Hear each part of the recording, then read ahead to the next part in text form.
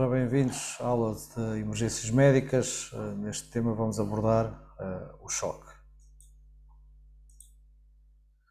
Portanto, os objetivos é caracterizarmos os diversos tipos de choque, também a sua fisiologia, o que é que acontece, abordar os principais sinais e sintomas associados a um quadro clínico de choque e também a abordagem a doentes em choque. A primeira questão que nos pode sobressair é o que é o choque em si. O choque é uma pergunta que fica sempre, há várias definições conforme os autores. No entanto, resume-se que há um quadro clínico em que o aporte de sangue e oxigênio não é suficiente para garantir a perfusão dos tecidos, portanto há aqui uma quebra da perfusão. O que é a perfusão? É a quantidade de sangue útil e rico em oxigênio que chega aos tecidos. Ou seja, é uma entidade clínica, é um quadro clínico em que existe uma perda de perfusão aguda, portanto há uma perda de capacidade de perfusão que resulta de uma insuficiência circulatória aguda. Basicamente é esta a definição de choque. Relembrar que a perfusão é a capacidade então que o sistema circulatório tem em garantir a chegada de sangue oxigenado às células e também permitir a excreção dos subprodutos resultantes do metabolismo. E aqui temos de ter muita atenção a um dos principais, que é o CO2. Portanto, é uma situação em que, se não for revertida em tempo útil, vai ocorrer morte dos tecidos, possivelmente, e até à morte da vítima. Portanto, o choque resulta então da diminuição da perfusão. Em resultado desta diminuição da perfusão, vai-se desencadear um mecanismo anaeróbio. O que é isto? Portanto, o aeróbio é a utilização simples, chega ao oxigênio, é utilizado, liberta CO2, é eliminado. Quando o corpo se vê privado do fornecimento adequado de oxigênio, começa a utilizar o CO2 em alternativa à produção de energia e isso encadeia este mecanismo anaeróbio. Daqui vai resultar o quê? Uma acumulação então ainda de mais CO2 nos tecidos, portanto há uma perda de capacidade de eliminação de CO2.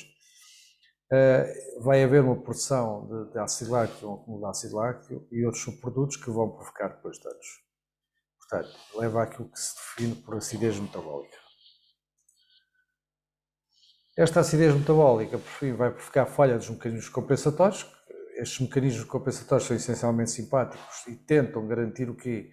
A excreção do CO2 e evitar a acidez metabólica, mas vão começar a falhar.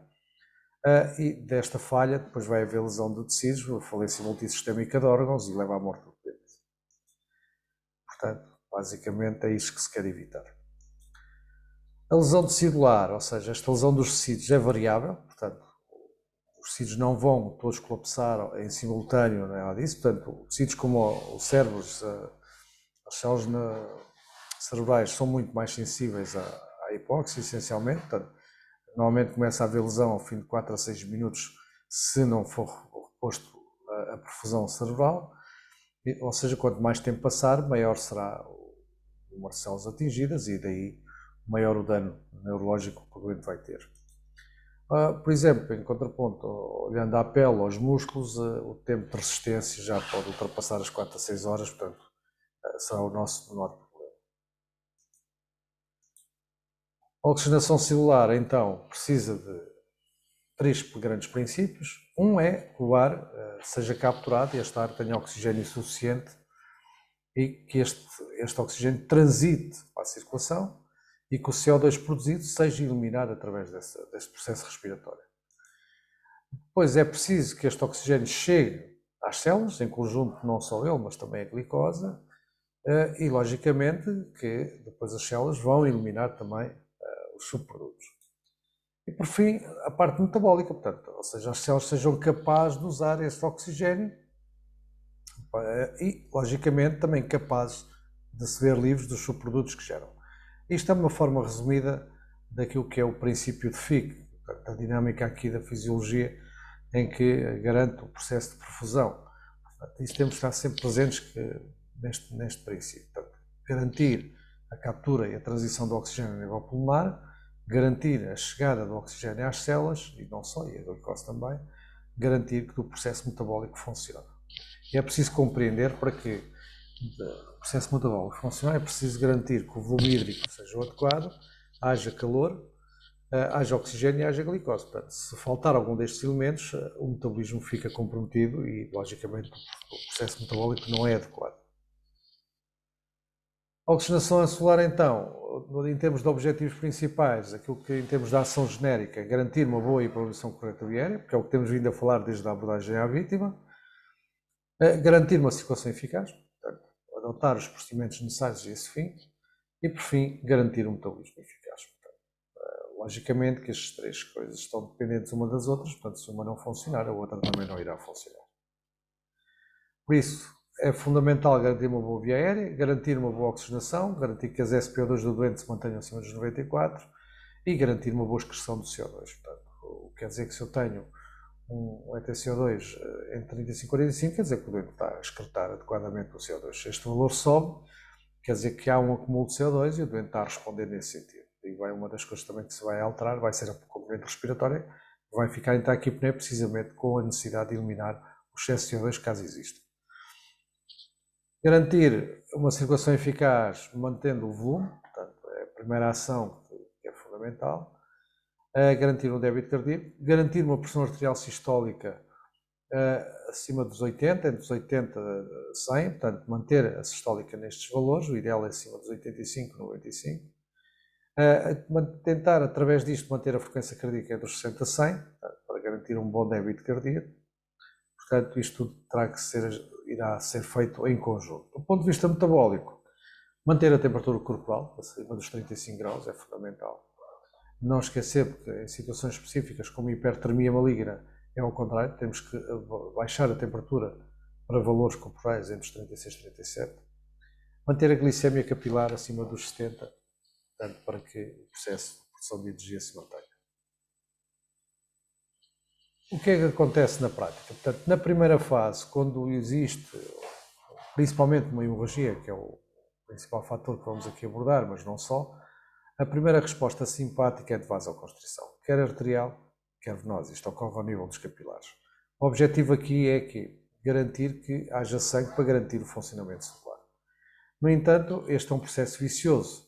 Numa segunda fase, em que vamos chamar estagnação, como não entrou, mas também não saiu oxigênio, o que vai acontecer é que a vasoconstrição arterial vai ceder, mantendo-se a venosa, e vai haver uma enchente de sangue arterial, com o objetivo de garantir o fornecimento de oxigênio, mas há um aumento aqui também de pressão dos tecidos e não vai haver um aumento real de oxigênio. Portanto, o sangue para circular também tem que sair da parte venosa.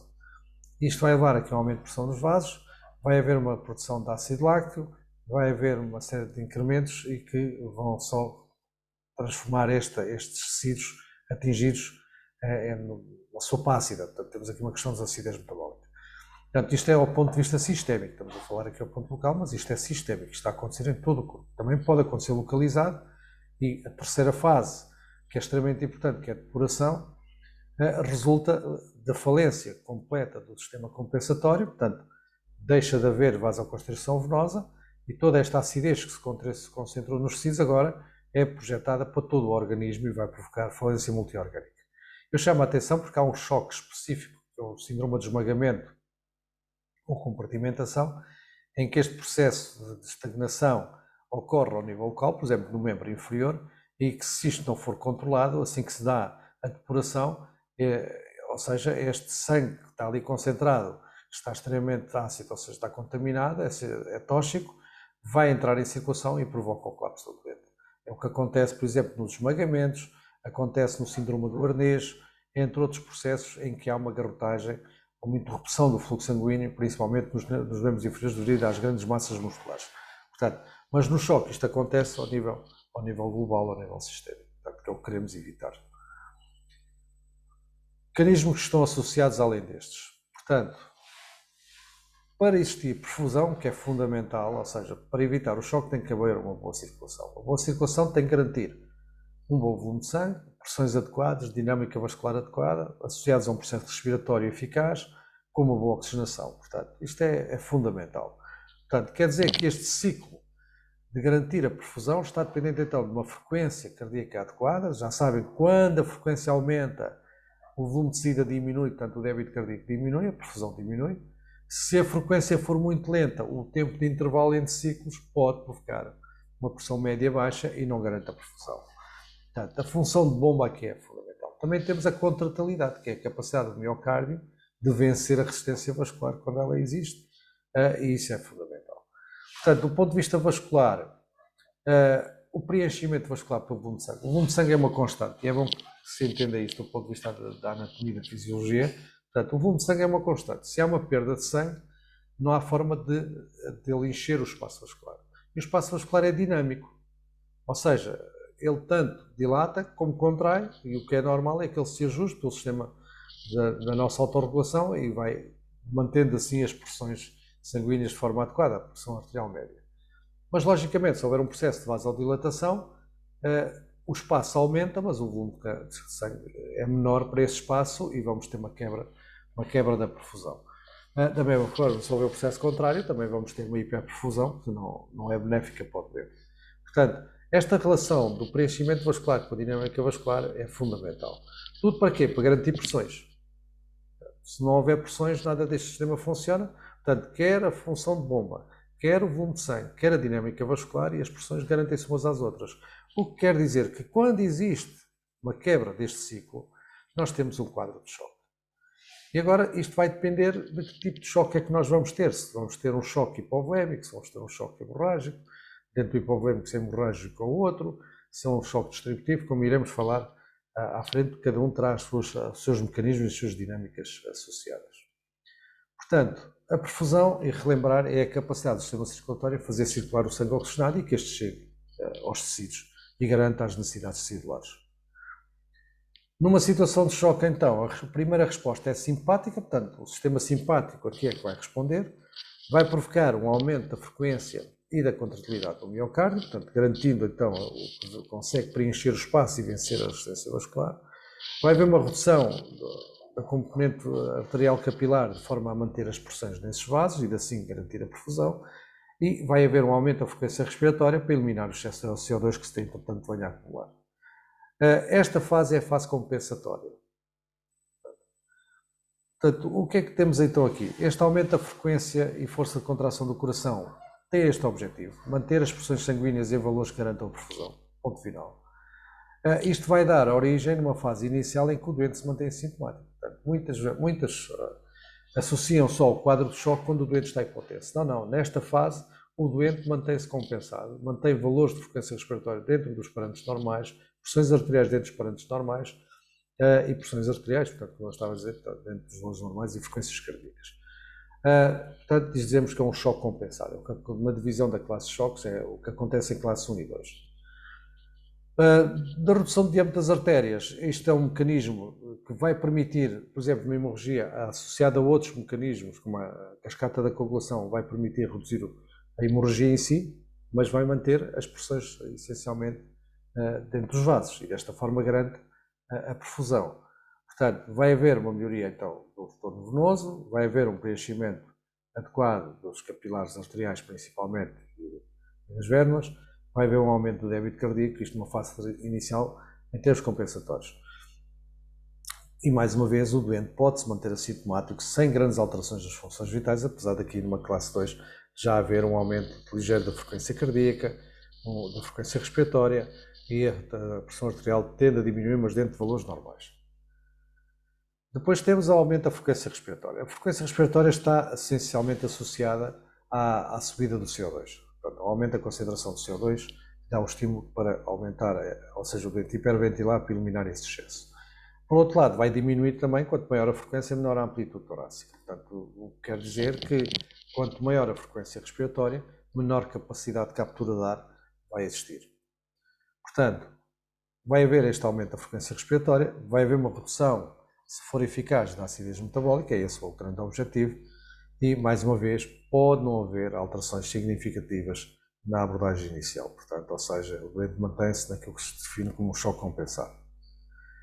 Quando nós temos um choque descompensado, portanto, a classe 3, 4, aí já vamos ter alterações, mais significativas ou consoante a evolução. Aqui o que vai acontecer é que os mecanismos compensatórios começam a falhar, o débito cardíaco vai decair, portanto vai diminuir, a vasoconstrição vai desaparecer e a pressão arterial desce. Portanto, é aqui nesta fase que já vamos ter hipotensão. Portanto, vamos ter um aumento da frequência respiratória superior a 30 quando já temos uma classe 4. Portanto, numa classe 3 mantém-se a hiperventilar, mas entre 20 e 30 quando temos mais 30 já temos uma classe 4. A frequência cardíaca normalmente dispara acima dos 130, o que vai comprometer seriamente o débito de saída. A hipotensão, nas situações mais graves, até pode não haver pressões arteriais mensuráveis, ou seja, mesmo às vezes com equipamentos eletrónicos não se consegue obter pressões arteriais. E, logicamente, o doente vai se manter pálido, suado, dependendo também, isto pode ser diferente em alguns tipos de choque. Portanto, nestes casos, então, é que o risco de falência circulatória aguda é extremamente elevado, o doente irá ficar inconsciente e, se não conseguimos combater este processo, vai ocorrer a morte do doente. Olhando a esta tabela, que nos permite classificar o quadro de choque, permite-nos perceber o que é que eu tenho na abordagem inicial. Logicamente, se nós tivermos uma noção do volume de sangue perdido, no caso de for hemorrágico, ajuda-nos logo a ter uma percepção do problema. Um dos truques que podemos fazer para termos uma noção da quantidade de sangue perdido é, por exemplo, pegar num copo com 1 litro ou uma garrafa de água de 1 litro e despejá-la no chão e vemos o tamanho da poça e temos mais ou menos uma noção, quando observamos um cenário, de qual é a quantidade de sangue que perdemos. Mas o que é um facto é que quando temos perdas superiores a 1,5 litro, isto aqui estamos a falar de choque hemorrágico, logicamente que vai haver uma descompensação séria do doente. E podemos aqui comparar. Se nós repararmos numa classe 2, nós temos aqui uma perda superior de sangue entre os 14% e os 30%, vai haver uma resposta, um ligeiro aumento da frequência cardíaca, mas as pressões arteriais vão se manter dentro de valores normais, o pulso vai diminuir a amplitude, daí na abordagem do doente nós palparmos logo o pulso periférico, ou seja, um pulso radial. Porquê? Porque o sentir este pulso indica-me logo se tenho ou não tenho perfusão. A frequência respiratória vai se manter abaixo dos 30, como eu disse, logicamente o doente manterá-se ainda consciente. Isto pode ser combatido aumentando o volume sanguíneo com SORS. No entanto, é preciso compreender que este doente precisa, se for hemorrágico, precisa de sangue. Portanto, o volume líquido que vamos só aumentar, ou seja, quando se administra SORS só estamos a aumentar a parte líquida do plasma, portanto a parte do plasma em si, não estamos a aumentar a capacidade de transporte de oxigênio. O que vamos fazer é que com o volume de sangue aumentamos ligeiramente as pressões arteriais e desta forma com o sangue existente, ou seja, com a hemoglobina existente, a garantir a perfusão do doente. Mas é um processo temporário, portanto, se este doente não for tratado em tempo útil e ser colocado sangue, não haverá forma dele compensar as suas perdas. E aqui lembrar-vos que, mesmo quando existe esta possibilidade de fazer volemia, é para manter pressões entre os 85 e 95, portanto, sistólicas nestes valores, que é o chamado hipotensão permissiva. Para quê? Para não perdermos os mecanismos compensatórios. Garantir pressões que me garantam os mecanismos compensatórios, mas não levar à perda dos mecanismos compensatórios. Quando nós já temos um doente que se apresenta com uma frequência respiratória acima de 30, hipotenso, então já temos um doente com um quadro grave. Portanto, já é um choque grave e que necessitamos de intervir de imediato. Os cuidados são semelhantes, o objetivo é garantir a subida das pressões para garantir a perfusão. Esta subida das pressões pode ser de uma forma provisória, garantida pela elevação dos membros inferiores quando isso é possível. Portanto, é o único mecanismo disponível no imediato que pode aumentar um bocado a melhoria do retorno venoso, portanto aumenta o retorno venoso, desta forma aumenta o débito de saída e vamos ter uma melhoria das pressões, o que pode aguentar o doente algum tempo. Porquê? Porque temos grandes massas musculares nos membros inferiores em que temos uma grande quantidade de sangue retido na componente venosa aí que pode facilmente ser colocado em circulação. Mas não perder o objetivo que este doente precisa de sangue. Portanto, e este pode não ser suficiente para garantir as necessidades celulares e, logicamente, não melhorar o quadro clínico e o doente pode entrar em falência. Portanto, não recordar que o choque, para não haver choque, é preciso que esta relação que nós temos aqui, função de bomba, volume sanguíneo, termômetro muscular, pressão gerada, funcione de forma adequada. Portanto, os cuidados de emergência visam também manter estes processos e estão todos dependentes um do outro, ou seja, se um falhar, falham todos. Portanto, independentemente da ordem, e o objetivo de qualquer ação é tentar normalizar o processo, normalizar este processo. Portanto, quando não conseguimos, temos o quadro de choque. Portanto, um choque não combatido leva à morte do doente. O choque pode ter várias classificações consoante a causa. Portanto, sendo o principal o hipovolémico, e dentro do hipovolémico e hemorrágico, é por aí que vamos começar. Portanto, o choque hipovolémico.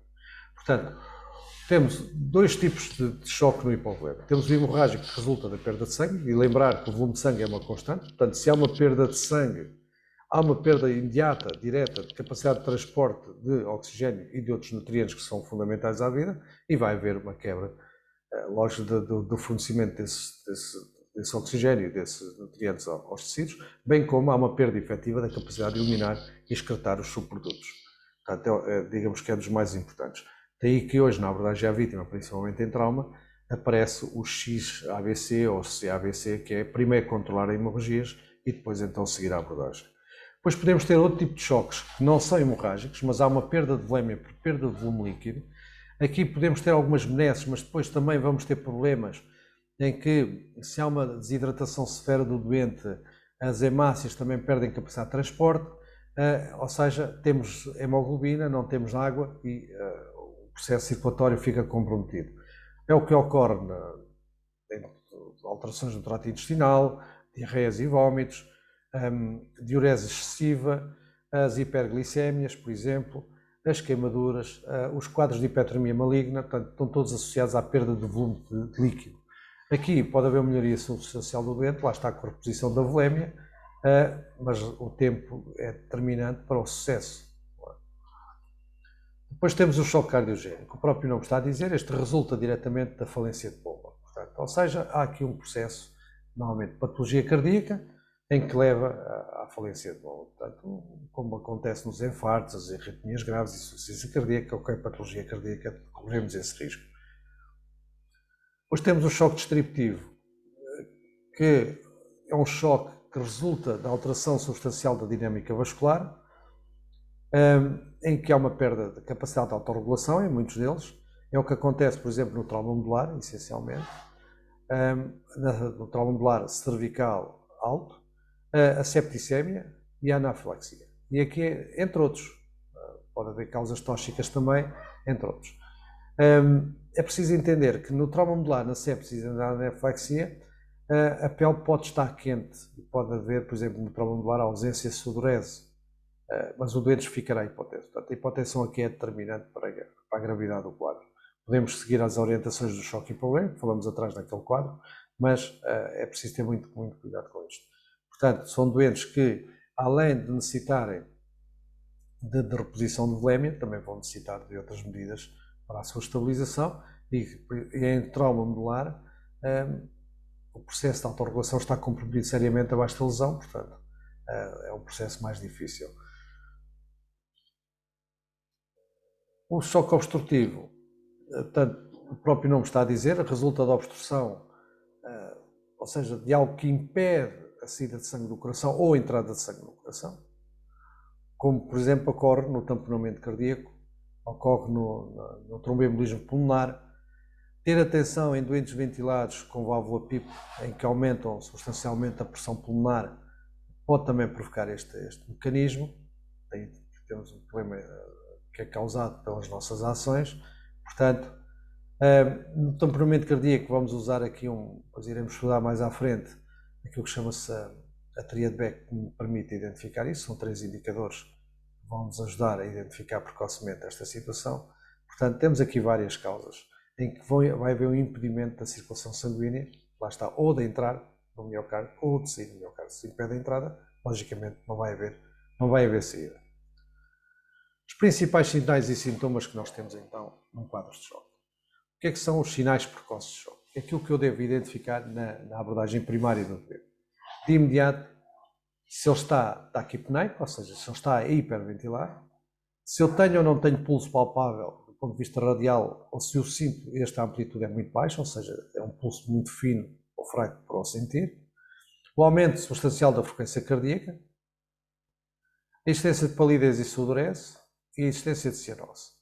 Logicamente que em quadros de hipertermia maligna, de hiperglicemia, que também levam ao choque, aqui o doente estará quente, como no trauma medular ou na septicémia, devido ao processo inflamatório. O trauma medular tem a ver com a perda de autorregulação. A taquipneia, então, resulta da diminuição da pressão de oxigênio no sangue, em que vai haver um aumento da pressão de CO2 e o corpo vai responder aumentando a frequência respiratória para tentar eliminar este excesso de CO2. A pele pálida resulta da vasoconstrição, que é imposta pelo sistema nervoso simpático, que vai também dar alteridade da permeabilidade da pele, e vamos ter depois a sudorese. Este mesmo mecanismo provoca validez, provoca hipotermia, provoca arrefecimento.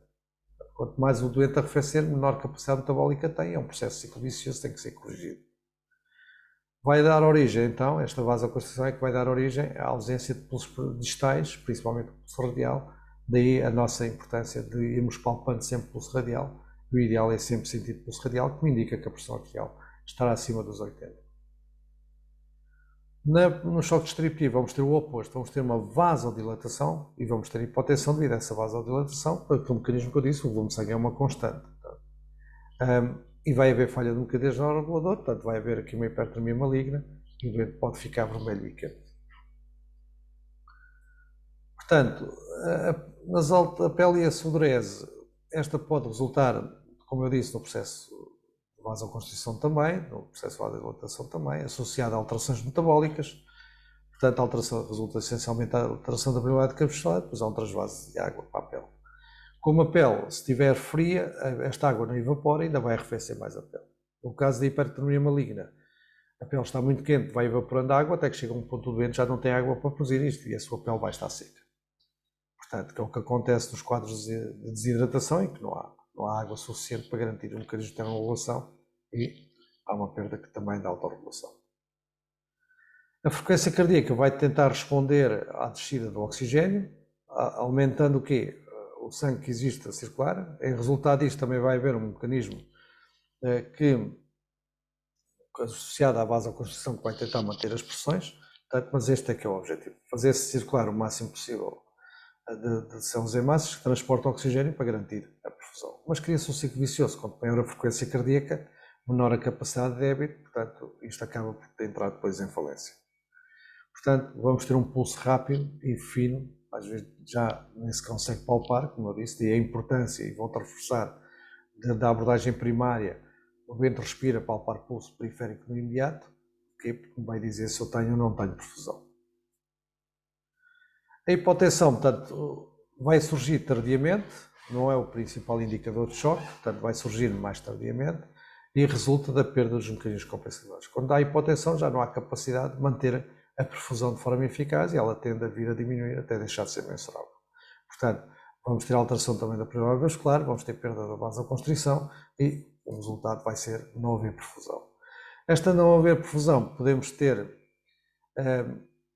um resultado que é a diminuição da diurese, isto depois é avaliado em ambiente hospitalar, e pode ser avaliado pela diminuição da perfusão da extremidade, ou seja, do seio unguial, em que o preenchimento deste seio unguial, o preenchimento capilar é cerca de 2 segundos, torna-se mais lento. Lembrar que na criança são 3 segundos, portanto, quanto mais lento for o preenchimento capilar, menor a perfusão. Não esquecer que há fatores externos que influenciam este sinal, como por exemplo a hipotermia das extremidades. Se tivermos as mãos frias, o preenchimento capilar no seio unguial vai ser lento. Isso não quer dizer que o doente esteja em choque. Nesta tabela vou perceber que, consoante o tipo de choque e o mecanismo que estiver associado, posso ter uma diferença em alguns sinais e sintomas que são fundamentais lembrar. Não esquecer que este processo depende da causa. A nossa primeira ação é combater a causa. Mas se nós repararmos, por exemplo, aqui no choque distributivo, por exemplo, no septicémico, na sepsis ou na hiperglicemia ou numa hipertermia maligna, o doente pode estar quente, em vez de estar, como se vê aqui, pálido e frio, não é? O mesmo acontece, por exemplo, no trauma medular alto, portanto cervical, em que o doente pode apresentar uma pele seca e quente. Nos TCEs, por exemplo, as pressões arteriais, numa fase inicial, vão estar aumentadas devido ao aumento da pressão intracraniana. Portanto, os principais sinais e sintomas então que encontramos num doente em choque estão aqui listados. Temos a alteração da consciência, que já é um indicador grave, quer dizer que já não há fornecimento de oxigênio adequado à forma ao certo, portanto, ao tecido neurológico.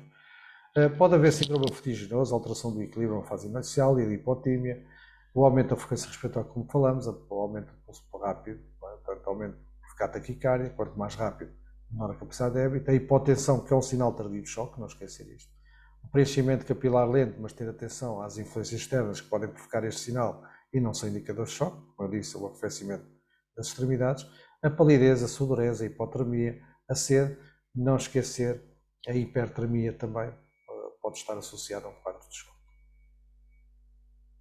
Portanto, em termos de atuação, basicamente é garantir a perfusão sanguínea, garantir um bom processo respiratório, garantir estes processos todos do doente.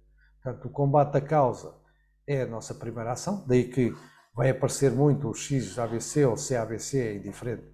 Quer dizer que se houver uma hemorragia, a nossa primeira prioridade é controlar a hemorragia, porque sem sangue não há transporte de oxigênio, e se tem um quadro de choque evidente, pedir apoio diferenciado, pedir apoio médico para reforço das medidas que são necessárias serem feitas.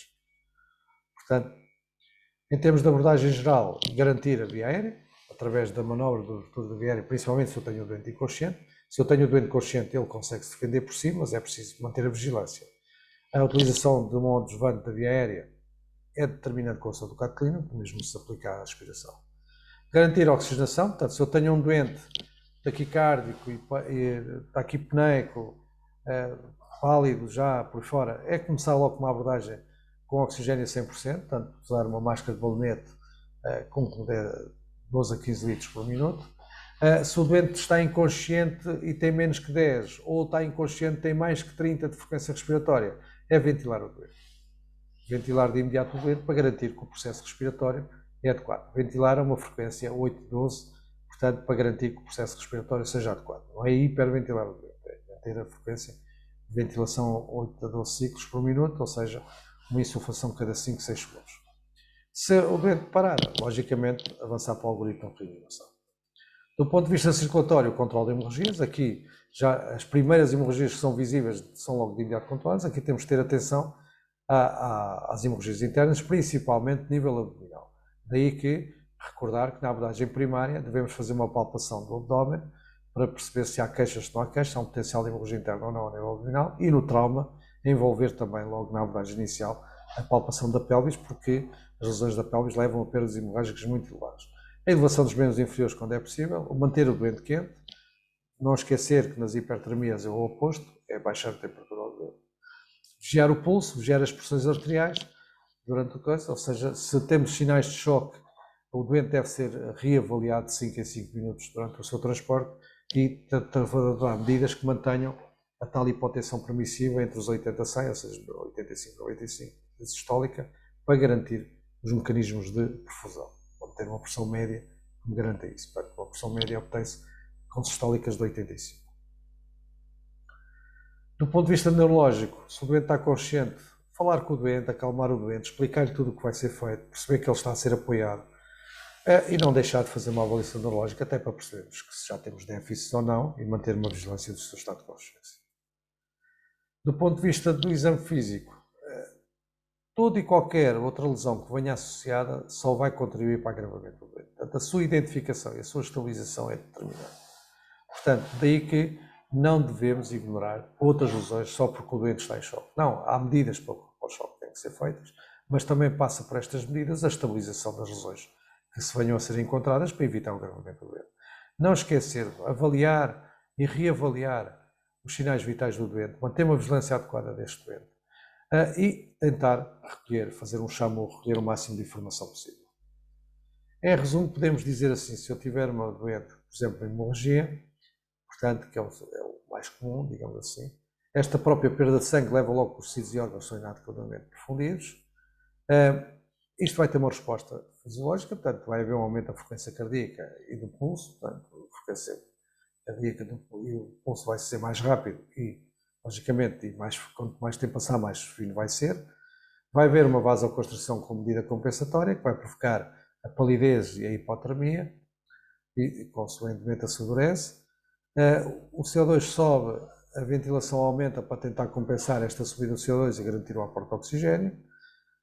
A vasoconstrição, se nada for feito, vai falhar, a pressão arterial vai descer e, logicamente, o doente vai piorar, o quadro clínico vai piorar, portanto, se o doente se mantiver consciente, a sede é um grande indicador, a desorientação, até que fique inconsciente e morre. Portanto, é bom entender a gravidade deste processo.